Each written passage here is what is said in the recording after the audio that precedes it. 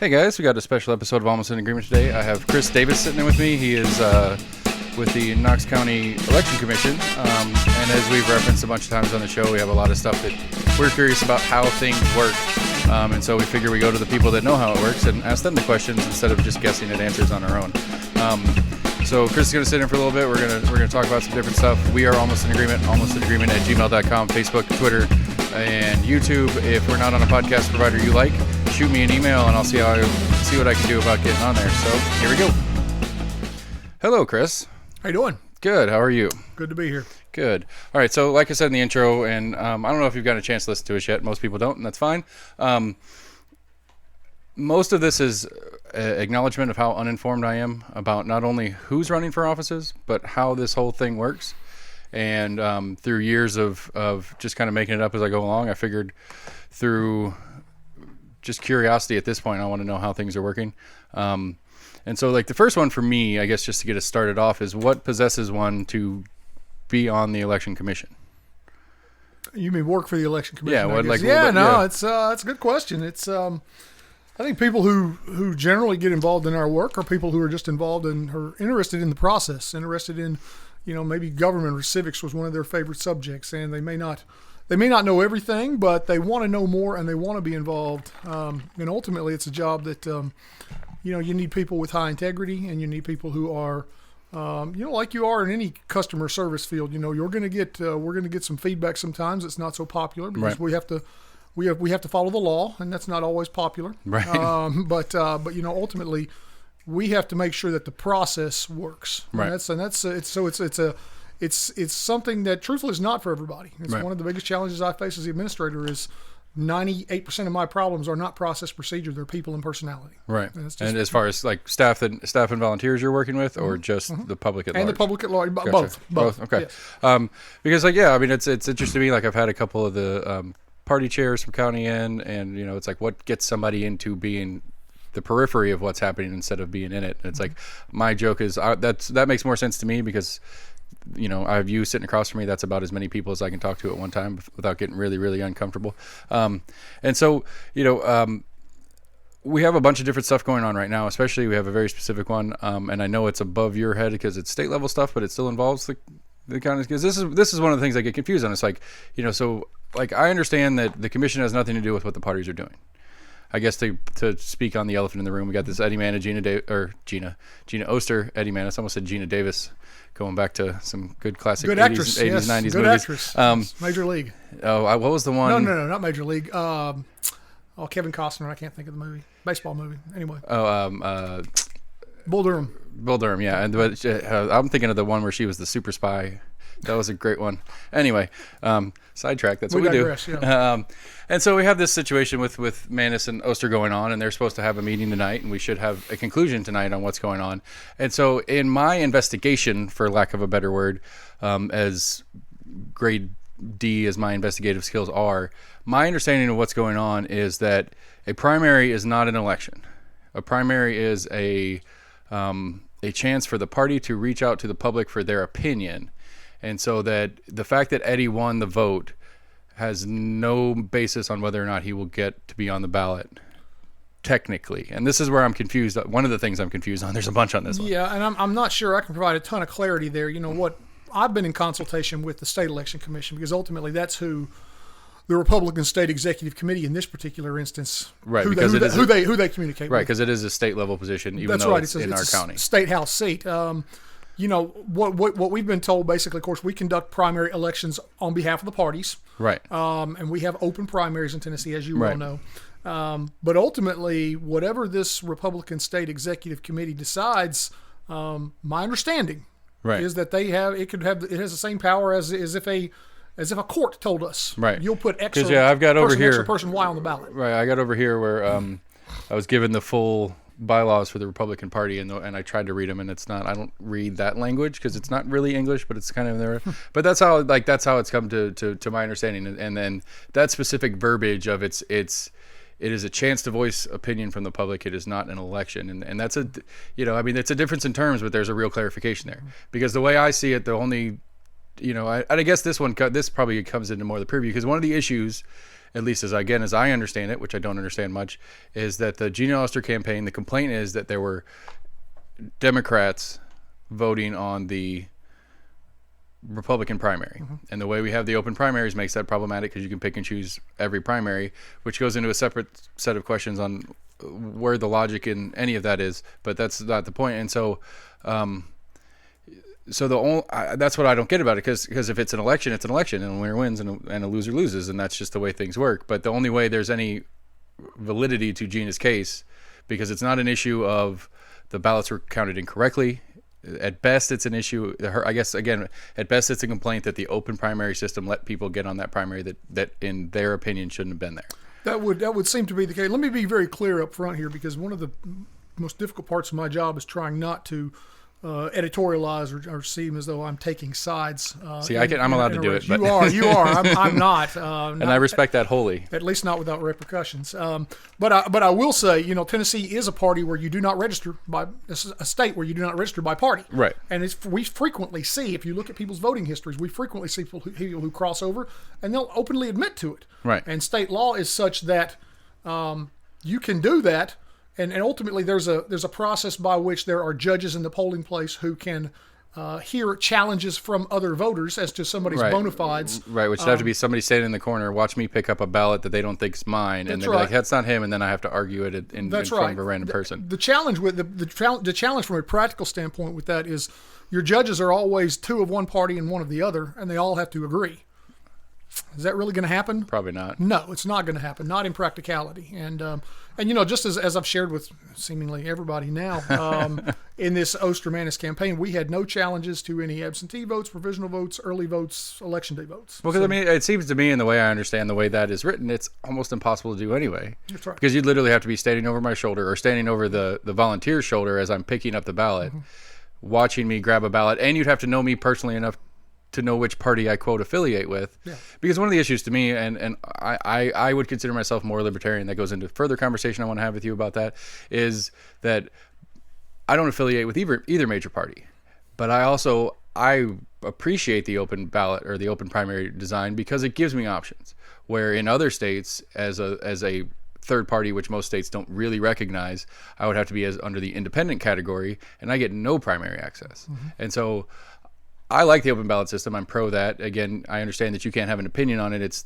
It is or isn't the law, and that's how you I have to an opinion. I just can't voice it. Right. Yeah. Well, yeah, but you exactly. I have a lot of opinions. But so that's one of those things to me. It's like I don't, I here where we sit had an interesting decision to make because I had this Gina Eddy race, which I wanted to vote on. I was very interested in putting my input on the Hagerty-Sethi federal Senate seat race on the Republican side of the ticket, just because we are in Tennessee and it's kind of a semi-automatic that the Republican's going to end up getting it. But I also really wanted to get on the Sam Brown, Jane George. I had feelings on that one that I wanted to get on, and so I made my decision. And I don't know if I'm admitting to a felony right now. That hypothetically, let's start over. Hypothetically, I made the decision to take the Republican ballot because I had more things that had impact that I wanted to make on it. And so you're not alone. Yeah. And I think that, and I don't know what the solution to, in the broad scheme of that thing is. But I think, as I'm understanding, the more we're getting into this and the more I'm understanding about like how the parties work inside the system and outside the system and how the layers of local, state, federal stack up and all that kind of stuff, it's that,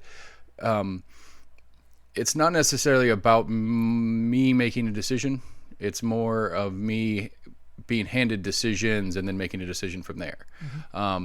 And I think a good part of that, because one of the things I do on the show all the time is I blame voters all the time because I'm anti-term limits. I think it's stupid because it's just that if we voted in term limits, that's just our excuse to be lazy and not vote in the actual elections. That's just a way to force different people in there because we're too lazy to get up and do it ourselves. And so that's one of the issues to be there. And so, again, as a libertarian, I argue as a libertarian a lot. And one of the things I'm always curious about, I voted for Gary Johnson in the last presidential election. And I was really hard. I'm not a huge Gary Johnson fan, but considering the options, I like that one better than the other two. And so I was following it very closely, and all the drama about them getting on all 50 states ballots, and then all the drama about all the different access, and the current drama that Joe Jorgensen's pushing, trying to get into debates, which we don't even know if we're going to have debates, even if it's just Trump and Biden, let alone letting a third party in the debate. And so, what are the questions to me on a local level? Because we do technically have an LP of East Tennessee, but I can't find them at this point. I've emailed through their website and stuff, and nobody's reached back out to me. And so, what does it take locally to get a recognized third party as opposed to the independent system that we currently have? Well, that would be something you would have to look at on a state level. And there's some. I'll be honest, I don't know the statute just because I don't get the question that often, but there is. Well, that kind of answers my question. There is a method under Tennessee law that you could become that a party could become a recognized third party, but it involves petitions and signatures and right. A variety of different things. Right. Because I understand. Right. I understand on the federal level, there's got to be a certain amount in polling stuff, but then the parties, the current parties, get to pick who's get polled and stuff like that, so they never get what they need. And so, I know there have been lawsuits in recent years. I want to say maybe in the last 3 or 4 or 5 years, there's been somebody from the Green Party right had filed a lawsuit to try and get access to the ballot as a recognized Green Party candidate. Right. And there may have been a Libertarian as well. I'll be honest with you. It was. Yeah, Gary Johnson and the party did back in 2016 for that whole the presidential and everything wrapped in it. They did. They were on the ballot as Libertarians. And so it's always curious to be like not knowing how that works. And so it's like. We had, I guess, a little bit of a history question. I guess it's like, I guess more of a clarification of your job title. So the election commission handles both city and county as well as state and federal elections, but it's everything that goes on within the county. That's correct. We handle elections for Knox County, for city of Knoxville, town of Farragut, and obviously all state and federal races that affect Knox County voters. Right. Okay. And so, like, what do you? This is more of a curiosity than like position specific question, but like, what's the point of the city being not like all the city elections are nonpartisan by rule?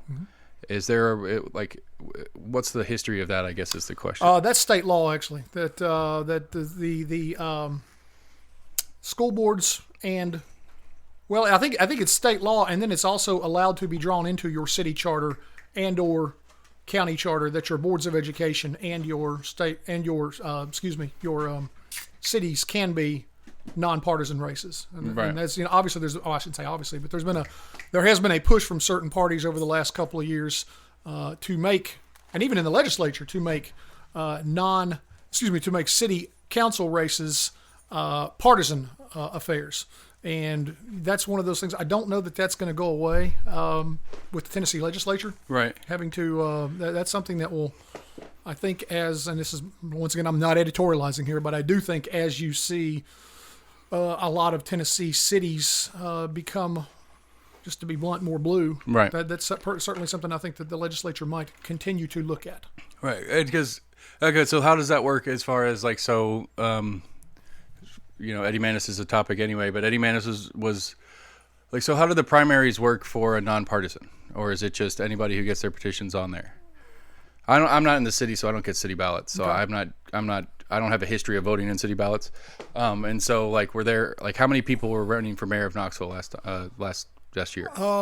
There were multiple candidates probably in the primary, and then it probably went to the top two. Truthfully, I don't remember. I'd have to go back and look at is there a rule in place? Is there like as far do you understand the question I get? No. So 15 people get their petition signed up, all that kind of stuff, and they're running, and so we have a primary to narrow it down so that we the public have more time to see people that have a real shot of winning.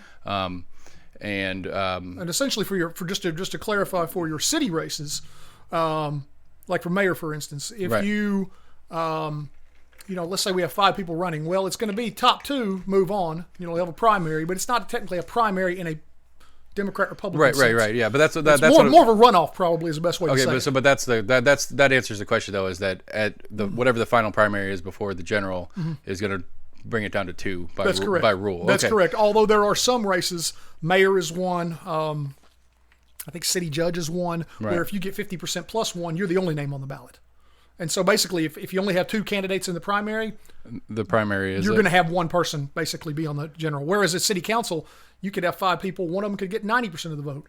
It's still going to be the top 2 that move on.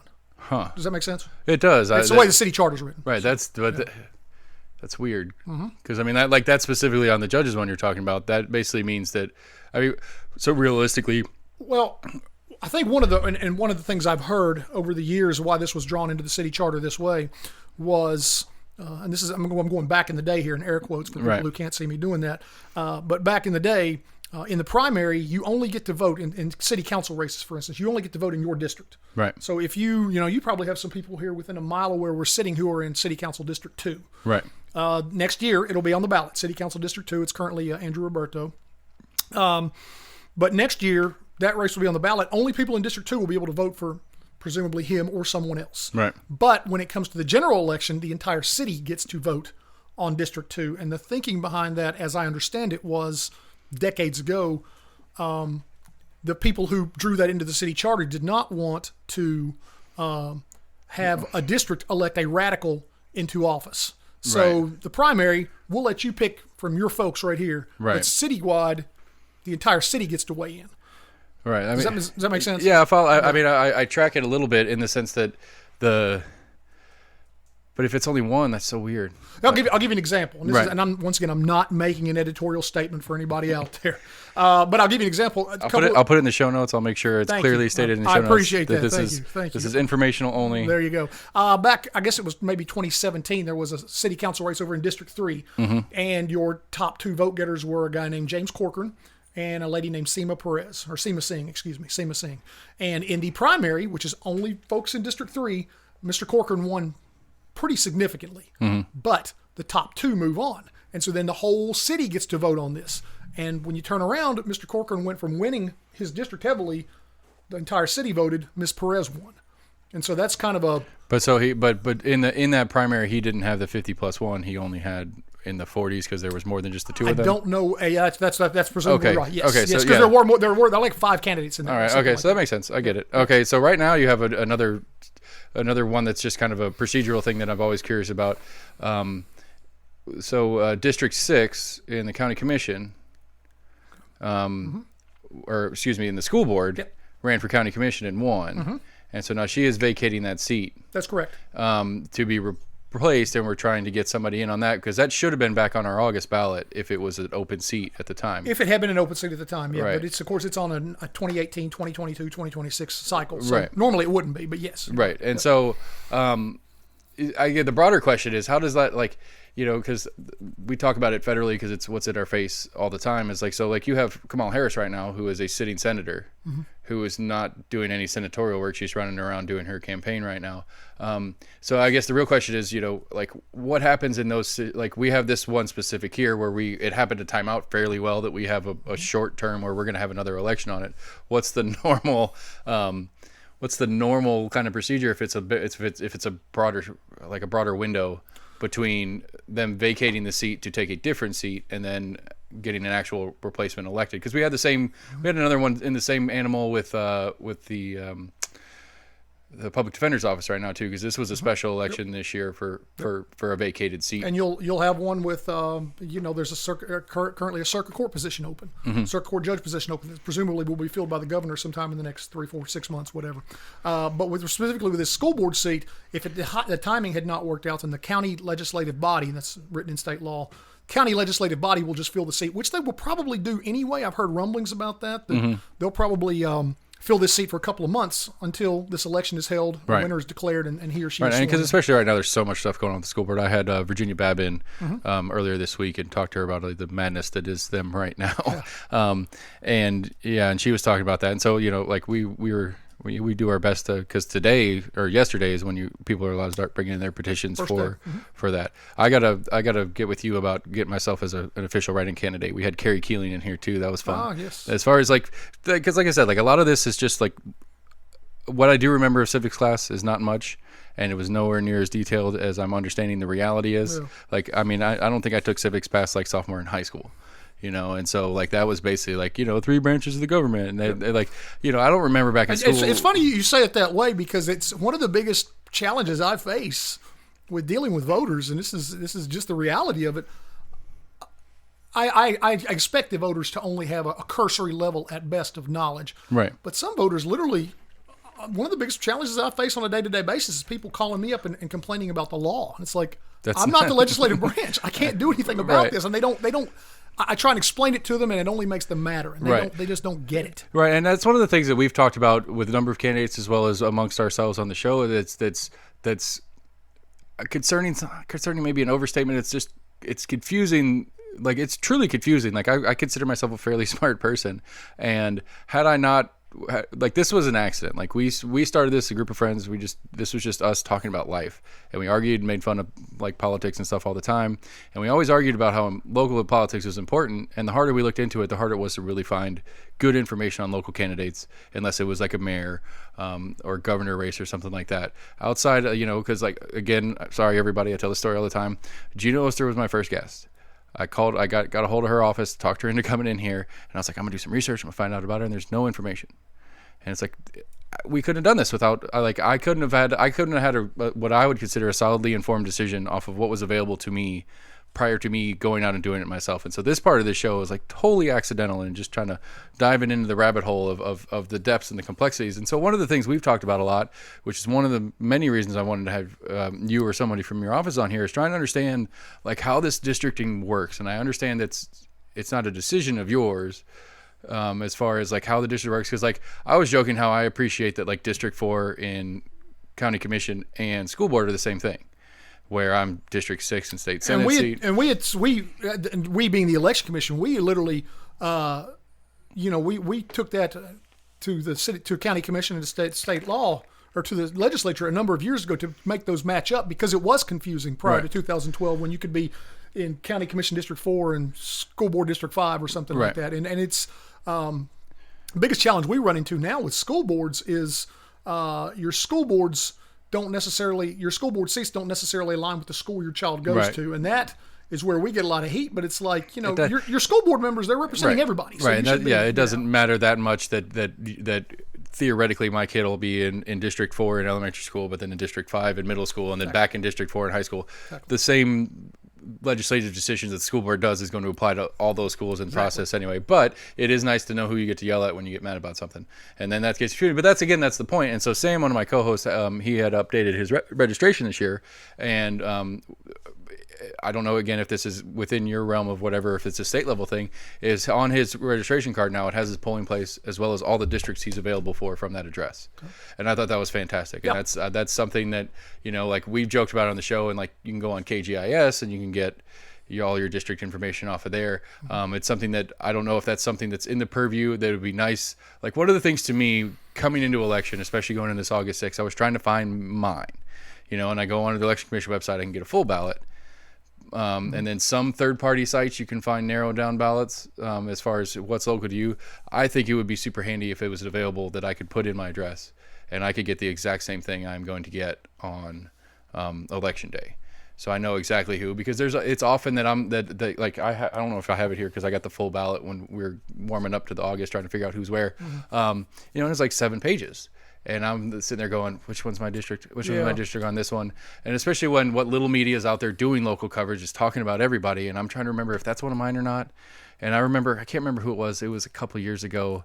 I was like, yes, I like that person. I want them. And then I go in, they're not on my ballot. And then I figure out after the fact that was the next district over. I think it was a city seat because I'm right here on the edge. Well, that is one of the biggest challenges we face with voter education is the number of ballot combinations you'll have in any, because you have 7 House seats right now in Knox County, right? 9 county commission seats, 9 school board seats, 6 city council seats, and they bleed, all of them bleed over. Three state senate seats. And so, just to give you an example, in this August election, we had, I think, 89 or 90 ballot combinations. Right. Well, if I put 89 or 90 ballot combinations out there, people are going to get confused. They're going to scream. Right.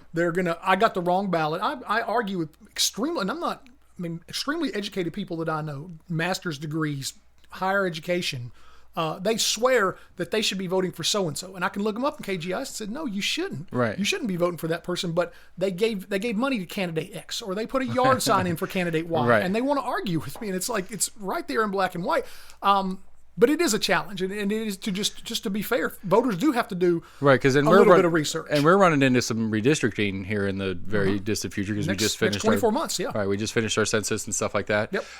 And so but that's legislative. That's not inside your office. Is that correct? That's correct. Okay. Yeah, I mean, we will help when it gets down to the micro level of trying to make sure that lines match up, because ultimately we have to break it down into precincts and precinct Right. level, making sure that, big challenge we face is sometimes precincts don't neatly stop along one road; they run through yards, and it's like Right. that's just we run into that big time out in on the Knox County Anderson County border. There's been a lot of subdivisions built out there where you literally will have a driveway in Knox County, a house in Anderson County. Where are they paying taxes? Where are the kids going to school? Right. We ran into this. If you're probably familiar with the name Shelley Breeding, if you've lived here a long time, she wanted to run, for State House District 89 back in, I think, 2012, and ultimately it was ruled that she lived in Anderson County. She would have to run in Anderson County, could not run in District 89, which is Justin Lafferty, was formerly held by Roger Kane, Right. out there.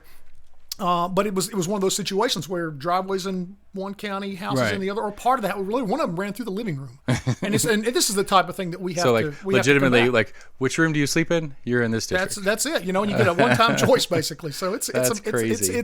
it's a mess for us, and so Right. hopefully every 10 years, So is this? I we mean, get better at it. So the assumption though is that this has just been like it's fun to argue and get a little conspiratorial on it and say like this is some like massive restructuring that people are doing to move things around that we wanted, but it's probably more realistically just years and years of piled up adjustments. Yeah, that's Just part of adjust it. Yeah. and adjust and adjust. And so, oh God, I don't know. And once again, I don't want to editorialize, but I do think sometimes, particularly when you start getting around the outer edges of the county and you see these subdivisions being built, I think it's out there near the Loudoun County line. I know it's up near the Union County line. Obviously, over here near the Anderson County line, it's like, if you build your subdivision, let's keep it in one county. Right. That's just it's. I'm sure it's frustrating for those folks who are drawing these lines. Yeah, yeah. It's because the realtor should be mad about it too. It's like, how do I sell this house? You would think. Yeah, you would think.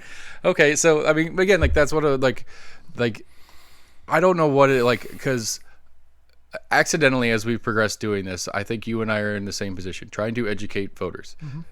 Specifically, I'm trying to educate myself, but I'm broadcasting my lessons from the public or from the people in charge or something, whatever, to try to expose it to other people because I know I don't know stuff and I know I'm not alone in not knowing stuff. And so it's one to me, and again, not to put anything in the position that doesn't exist, is how do we as voters get access to more information? Well, to me, one of the things I think is I've been a super voter. When I got super voter, someone who votes in every election for 20 years now. And really, up in my 20s, I wasn't at all interested in the process. And all of a sudden, just personal story, I bought a house, and they say, okay, you can afford X amount of house. Okay, I go and we pick out a house, my wife and I do, and you get to closing, and it's like $200 a month more, and I'm like, well, you told me it was going to be this, and now it's this. What is this? And they say, well, that's insurance. I was like, okay, duh. And this is taxes. Right. And I was ignorant. I was 30 years old. I was a political Right. science grad, and I'm like, do I pay that every month? Right. And they're like, oh yeah, every month for 30 years. And I'm just like, whoa. Right. And all of a sudden, it makes And me. then you continue to pay it for the rest of time. That's right. But it made me want to know, okay, what am I paying for? Right. What does this pay for? I wanted to know. Then they told me, well, you got county commissioners and city council people. I wanted to know who those people are. And so it's to me, it's a little bit ironic with the internet in particular. I don't think we've ever had more access to at least basic information. Now, Right. granted, you may not have the ins and outs of a candidate, but it's easier than ever for someone to determine who his or her representative is, who his own city council Right. in the state. What are at least some of the from a high level view? What are some of your like planning, for instance? Well, that's probably county commission and MPC, but some type of state law, maybe having to do with if you're into medical marijuana or something, that may be something you want to talk to your state legislator about. Right. And to me, I want to know who represents me, Right. because I want to know. So in my mind, and maybe this is a little bit selfish, but it's just the way, I've done this for 20 years now. I know who represents me in state house. I know who represents me on county commission, city council. My kids go to private school, but I know who represents me on school board in case I have some type of issue. Well, I mean, because there's still, the school board still does get the pluck, And they get 2/3 right. of every dollar. Right. So that's one to me. The more I dig it, we're not going down that road. But the trying to figure out the finances of the school board is mind-bogglingly painful. Like I'm just trying to understand, because I was doing lazy math, and we got about 60,000 kids that are in Knox County schools on a $600 million budget. It's $10,000 a kid, and it's like, if my fourth grader has 18 with the COVID classroom because they shrunk the size of the room or whatever, but 18 kids, give me $180,000 a year, and 18 kids, and tell me what I need to teach them. I'll figure it out. I'll pay a teacher $50,000 a year to do the teaching part.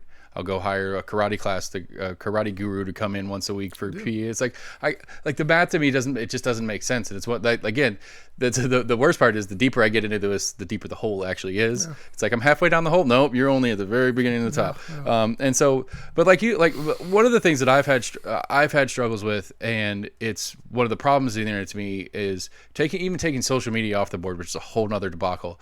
But there is so much information, and there's no real depth to it. It's not just depth to it. There's no chronology, I guess, for lack of a better word. It's like I started researching Eddie Manis, and everything I got on Eddie Manis was last year in the mayoral race. Yeah. And I'm trying to sift through. It's like mayor, District 18. Mayor. It's like, oh, District 18, that's the one I want. Yeah. And so there's almost a problem with too much information that is not again, like you said, we have to do the work to find, and it needs to. And like one of my arguments in general, it's like a non-vote, either not going to the polls because you're lazy or because there's nothing there that you have any interest in. That's a vote too. And I don't think a lot of people think of it that way.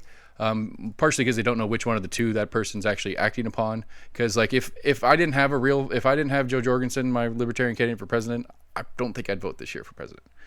And that would be a pure protest non-vote. It's not because I'm too lazy. I'll go and vote on everything else on that ballot, but I'm not going to vote for Biden or Trump. It's just not who I am. I don't think either one's functional, although I understand that one of the two is going to take the seat because it's not, my third party doesn't really have a chance. And so, trying to find information and try to figure out how to get the local media more involved. That's one thing that I'm missing. It's like this Eddie Manis Gina thing. Yesterday was the first time I saw anything out of Knox News about it. And it's like, what are you guys doing? This is what would you say? We had six house districts? Seven house districts. So a seventh of Knox County, which I'm not going to try to do that. Half a million people. Give or take, yeah. Yeah. That this is important information to, that's not worth talking about. And it's like, well, no wonder your newspaper sucks, because you don't tell people, because I can get because I made the joke the other day. It's like, it's USA Today Knoxville. It's really what it is. And so you get USA Today with a couple of Knoxville articles and UT News. And that's all it is. And it's like, well, why aren't anybody else is doing it? And then to go back to one of the internet has too much information problems is you get on the social media side, and it's activist group after activist group after activist group pushing and pulling on a certain topipic instead of giving you any direct information. And spreading false information quite often. Right. Which is another challenge for us. Right. Max, who normally sits in the chair you're in, that's all his very strong irony, if you guys haven't picked up on it yet, is he always says, if it's on Facebook, it's true. And I apologize. I should call him out at the time to make sure everybody listening knows that he's actually kidding about that. But it's like it's hard. I mean, and you go a step further. This isn't one of them, but I just cleared my desk off a couple weeks ago, and I got the Eddie Manis mailers that was pro Eddie and anti Eddie, and it's like they have no obligation to tell me the truth. And again, it's my responsibility to do so. And I think one of the things that Matt Shears told me from the Democratic Party here in Knoxville, the grossest stat I've heard is statewide. I think he was saying statewide, Tennessee is like the 48th least voting state. Depends on the ranking, 47, 48, something like that. Yeah, and so it's under 50%. Yeah. That's what I've read as well. Right. And then now, how does Knox County stack up on that conversation? Well, I don't know.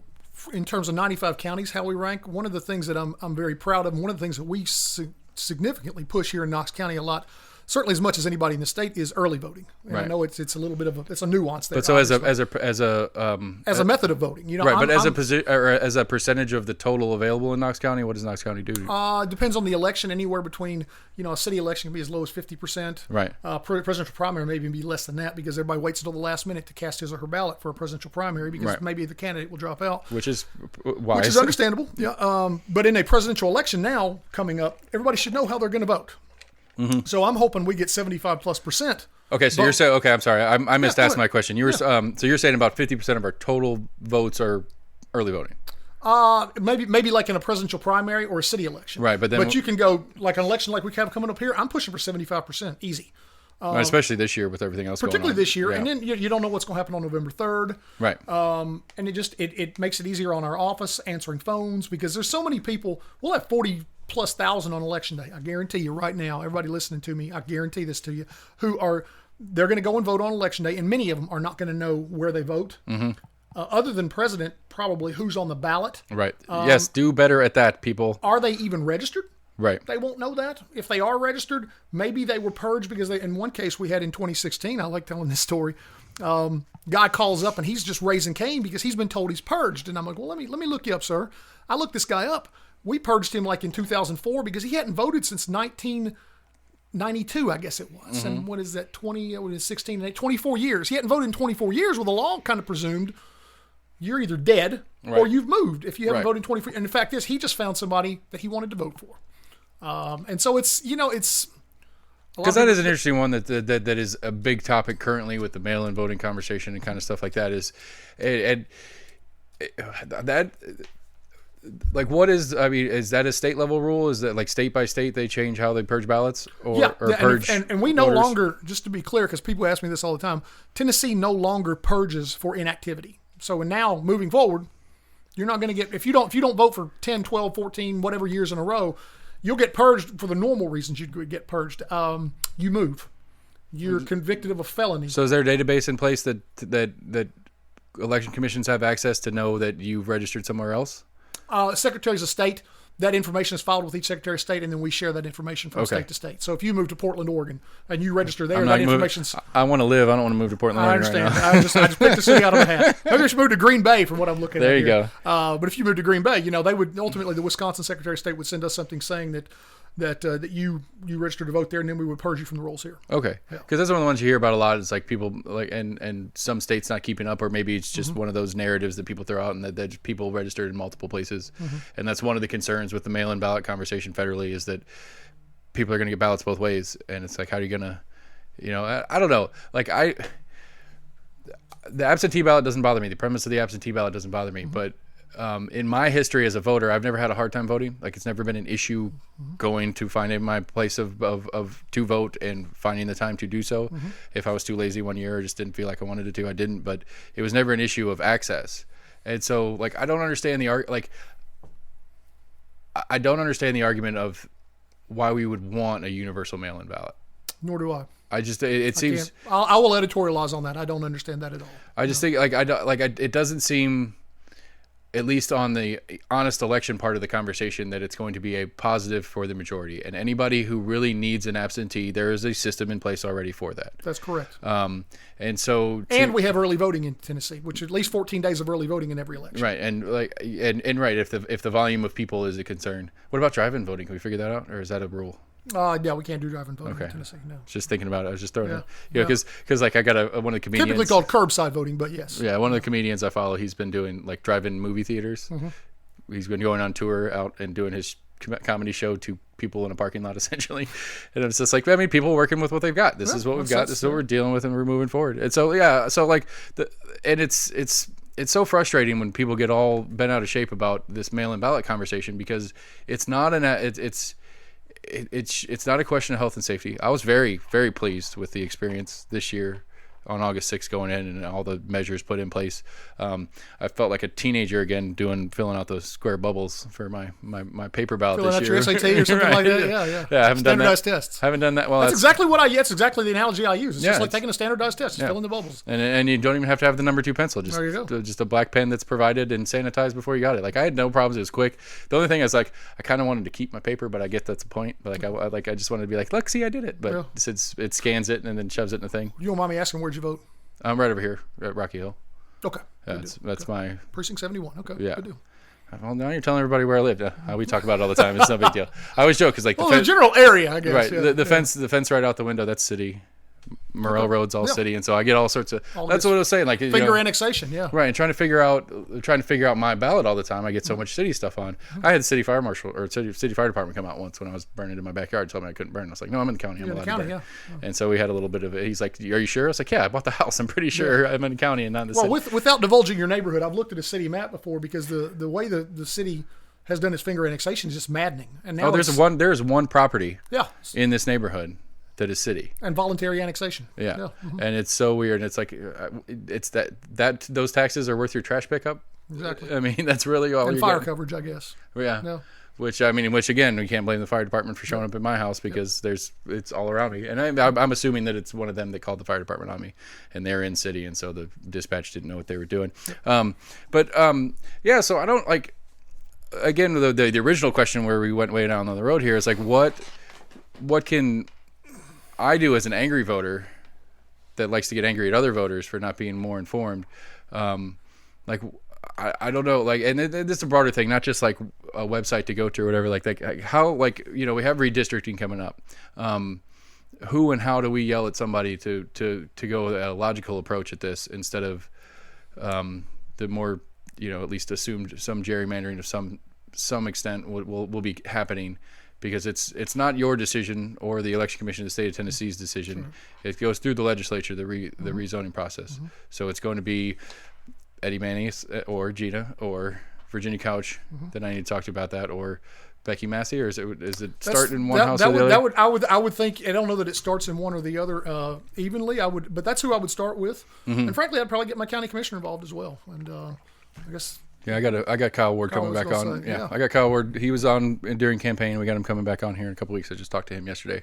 Sent him a congratulations. He got sworn in yesterday and all that stuff. And that was exciting. It's kind of neat because we accidentally, like I said, just kind of fell into this, and just for happenstance, everybody we had on until Virginia Babb earlier this week was new.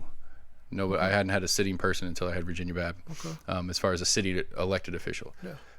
So going way back, how does one get into this job? Not desire to get into this job, but like, is this hired from the county? Like, does the county hire you as an individual? Or they did, yeah. No, basically, I started in 2012 as a poll worker, and ironically, the second election I ever worked as a poll worker was at Rocky Hill. The first one was over at Beard Middle, and I just liked the work, and it just so happened that I worked at another job in 2012 when I worked in March of 2012, and then I was laid off from my job Halloween. So November 1st, 2012, I was out of a job. November 6th, I went right over here to Rocky Hill and worked 7 o'clock in the morning till 9 o'clock at night. Right. Presidential election. And I was unemployed for about 7 months, but a job came open April of 13 with the Election Commission. I applied, and out of the 44 people who applied, I was the only one that had election experience. And I think that being working a polling station? Working a polling place twice. And I think that, you know, was one of the things that got my foot in the door and got me working here. So, I think that's, you know, that's what I encourage people all the time. It's a good resume builder, if nothing else. I wouldn't have thought about that. Well, I mean, you go in 9 times out of 10, I go into a polling place, and the average age is well past retired. Yeah. I was definitely one of the younger ones in there. But I will say, I think in Knox County, we have done a better job of making sure we're trying to get people, you know, who are more cross representation of society at large, so 30s and 40s and 50s. What does one do to, I mean, just if anybody out that wants to volunteer in the future, how do they go about that? Just give us a call. You know, it's one of those things. If you're a poll worker and we utilize you, it's about $200 a day, give or take. Well, damn, you get paid? I thought it was volunteer. No, that's a lot of people think that. People would not most people wouldn't volunteer for 14 hours a day to, you know, you may get a compliment here or there, but you'll also get a complaint here or there sometimes as well. But no, we've got some great folks, and it's one of those things I think we find a lot from folks. You do it one time, and it's either for you or it's not. Right. And you figure that out pretty quickly. I can see that. No, I was thinking this thing that's fun about the show. I get so many little things where it's like, that might be fun to do, and you might be right. It's probably going to be, that was fun to do once, and I'll move on from that. So I don't know. I mean, I will tell you, I think if you're going to gauge it on your first time being a residential election, you might not come back. So I will say that, because it's going to be a long day. It's going to be tough. Oh, this year? People will be on edge. Yeah. We're already sensing that in our office right now. People are angry. Right. You know, if it were me, I'd rather start off in just a simple county primary or a city council election. Right. When you know, 35% of the total show up. So, okay. So what I was trying to ask earlier too, that just reminded me of a question, because we got sidetracked on it. Of the county, of the available residents that are allowed to vote, what's a ballpark percentage that do vote? Because we started down that road and then we got sidetracked. Yeah, I'll give you. Let me just give you some raw numbers. We can do the math, I guess. We have about 275,000 voters in Knox County right now, give or take. This most recent election. Okay, quick clarification on that. And that is county only, or is that city and county? County only. Well, it's county. It's everybody. So it includes the city. So, but the city subsect that's available for the city will be a number within that number. City is about 90,000. maybe somewhere closer to 95, somewhere in there. Wow, I didn't realize it was that much smaller. Yeah. So 275,000 voters, 75,000 voted in this most recent election. So not even a third. Yeah, that's terrible. 20 something, high 20s, 30% maybe. Yeah. Whereas in this election, once again, 275, it may climb up to 280 or more as people register people close to the deadline here. The most we've ever had in a presidential election is 188,000. I think we may approach 200,000. Even then, you can do the math. Right, that's a little over 2/3, right?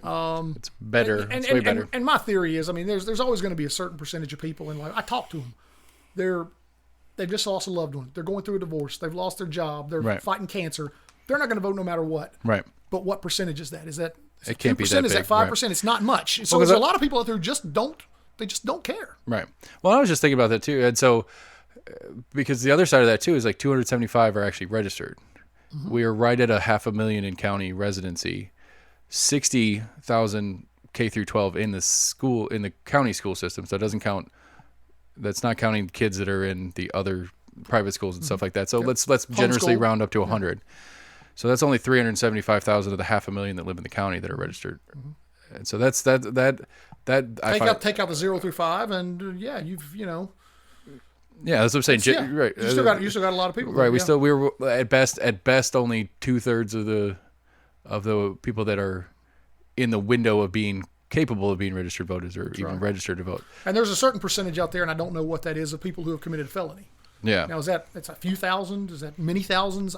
I don't know, but obviously they're not eligible. Well, I mean, that's one of the things to me when I was talking to Randy Pace about it and about this whole like open ballot kind of, you can get called out for grabbing the ballot you're not supposed to grab or whatever. It was like a Class E felony, I think is what he said it was. Is that sounds? I mean, I'd have to look at the statute. It was down there in the alphabet, whatever it was. Yeah. And so it's like, does that does that preclude me from voting in the future if I were to get in trouble for taking the wrong primary ballot? I mean, is it just felony? Period. Yeah. I see what you're saying. Yes. If it's a felony, so of any kind, if I were, you'd have to serve your penalty, whatever that is, right, and then get your rights restored before you can do that. And there are a handful of things under the code for which you can never get your rights restored. And without having a law book in front of me, I know it's murder, right, treason. So all your voter fraud. So all your Class A ones, but I mean that would be this one, but it's a Class E. Right? Yeah. See, that's just crazy. I mean, it's just it's so like that. This open ballot thing is again making the joke about I thought I was digging a hole when I really just scratched the surface thing. It's like but once again, from a practical perspective, right, this is not going to happen. It's just not because you've got the three judges. 2 Democrats, 1 Republican, or vice versa. But I mean, that's one of the complaints I yell at. I mean, okay, so this takes you. This is completely out of your realm of employment. So I don't know if you're allowed to editorialize your opinion on this one or not. But one of my complaints in government as a whole is you cannot write a law that cannot be enforced. Oh, I totally agree. And and like currently we have the mask one, and that's an easy one to. I mean, that's just for the example's sake. I understand the thought process behind it. I understand the reasoning for it, but you cannot equally enforce this law by any standard. Mm-hmm. And if somebody somewhere in the process needs to say, yeah, we get it, but you cannot enforce it. And if you cannot enforce it, we're not going to write into law. The election one we were talking about goes under that purview. My understanding of this heartbeat bill thing is the same animal. Like the whole thing is just to put on a show and say that I did something as an elected official, but it's not actually doing anything. And I think you should get fired for that. There's another one that troubles us as election officials that you can't enforce is the whole thing over yard signs. Or candidate signs, I should say. Uh-huh. It's called yard sign for a reason. Put it in somebody's yard, but if you put it at a polling place, well, the law says you have to have them out. You have to have them taken up. And I think the limit of time is 3 weeks, but there's no penalty if you don't. Right. And you can go out here right now and see a losing candidate's yard sign. Well, we have that's funny because my boys are in Scouts, and one of our service projects we did a couple of years ago was we did a leaf raking at the school, and it was after elections. And I was talking to the principal about it a couple of weeks before, and this is when all of them were up, like right before the election. I was like, hey, yeah, we're going to do this thing, this yard cleaning, the yard cleaning thing. She's like, yeah, you're going to have a lot of the signs out there. And I was like, what? She's like, nobody picks them up. They just stay out there. until either we get frustrated or the county the county like yard maintenance crew comes out and they pick them up. And it's like, yeah, that's just, it's kind of rude if nothing else. I mean, well, it is. At the same time, I will not admit to borrowing some and then recovering them with yard sale signs. I've never done that. Okay. Noted. So that's just one of those things. It's so. I feel like I'm missing like 50 of the questions I had. But there's no penalty under the law for that. I guess that was my point. Right. It's something like you're talking about. It's like there's nothing punitive about it. But I bet you, if I got caught stealing one, I get arrested or fired. Yeah. Well, even if it's after the fact. Yeah, I guess, Yeah. Depends on. Yeah, and again, like I said, that's just one of those things that frustrates me as a citizen. It's like you've got a big job to do as an elected official, whatever the thing is. There's a lot of stuff going on. There's a lot of stuff that demands your attention. So let's focus on things that we can actually do something with instead of just making a 150 sheet law and put it in the books that's just going to sit there. That you can't do anything. Right. Yeah. Like we were joking around about like purging voter rolls earlier. Well, we need to do some old law purging and get rid of some of this stuff that's just sitting around forever. But that, again, off topic or whatever. I feel like I've missed the other one, big one that I wanted to ask you about specifically is if I've been on a big kick on whether or not the Knoxville going metro would be a good idea or not. Now, I'm not asking you for your opinion on that unless you want to chime in, but very strong opinion on it, but I'm not going to give it. So. Okay. But if I were to, come up with a plan and, survey it through a number of people trying to see if I'm crazy or not and decide that I think this is real and I think this is the right way to go about it. And I go to my county commissioner and they're not really hearing it because it's not in their political interest or whatever. And I go to the mayor and I go through the process and I'm not getting the attention that I want. And I think I'm right. And maybe I'm through social media campaigning, I'm hearing back a lot of positive feedback that a lot of other people agree with me. What is my process? Is there a process for me as a citizen to force something on a ballot, whether the county or city or whomever wants it on there or not? Yes, there is a process to, you could do a petition, and it'd have to be in proper legal form, and the election commission would help you. You'd have to submit something in proper legal form, and the election commission would approve the petition, and then you would have. After the approval of the petition, and your petition would say, I'm totally speculating here, folks. I'm not editorializing. I know, but it's say, shall Knoxville be a unified metro form of government, whatever it would be, right? Yes or no. Then you, as the petitioner, who having submitted it, having us approved it, and I think it's 75 days. And I'd have to once again, I'm just going off of memory here, just because we've had this topic. I didn't give him permission to prep anything, people. I just told him to come, and I was going to yell at him. Yeah, which is pretty frequently as my job description. Come and yell at me. But I think it's 75 days, and you would have to get, I believe it's 10% of the signatures of the registered voters in the entity in which you're wanting to do this, which in this case is Knox County. So you'd have to get, in theory, 27,000 plus signatures from registered voters in Knox County in 75 days. So it's a massive, right. It's a massive undertaking. But I know we had somebody, the most recent one I'm thinking of is we had somebody 3 or 4 years ago who wanted to get medical marijuana on the ballot. I remember that one. And I think at the time, I want to say he had a different threshold for whatever reason. It was like 16,000 signatures. Well, in reality, you probably need to go get 20 to 25,000 because a lot of people either aren't registered or they're registered in another county or whatever the case may be. But if you can do all of those things and meet those thresholds, you can have your question, you can bypass county commission or city council or whoever and have the question put directly on the ballot. But it is a high threshold, and it's a combination of state law and county charter. And then also if you wanted one for the city, for instance, state law, city charter, that would, and there's different thresholds. Well, because one of the weird ones on this topic in particular is like, well, I mean, obviously anybody in the city counts as a county voter too, so I could do it that way. But like the miniature version, if I did it, like, could I do it just focusing on city residents and not do it on countywide? Would that change the number? You'd probably have to talk to a lawyer. But it'd only be on the. If you're talking city getting city annexed into the county, I don't know. That's what I'm saying. I mean, I would push that all to a lawyer because I wouldn't think you could vote on something that the county that would impact the county that they couldn't vote on. But That's just, Right. But that's just me. I don't know. It's just, like I said, that topic to me. I feel like the general consensus as I've taught, the more like it literally came to me in a thought bubble when Kyle Ward was sitting here. I was talking to him about it, and just as something to talk about, I threw it out there. And then the more I've thought about it, the more I think it's something that should be looked into. I do feel like it is probably a good thing, but the complexities of everything that would take not just to do that, but what would be on the other side. Just forget the transition period. Just what the picture looks like on the other side. There's so many things that go into that. I can't say that it would be better, but my thought would be it should. And so, like, I guess my cry to any of the politicians that we've talked to already, and that I'll follow up with as things go, is like, can we put a committee together to actually look into it and look at some other cities that have done it, see how they did it, and then talk about the finished product version of it, other than my just kind of poof.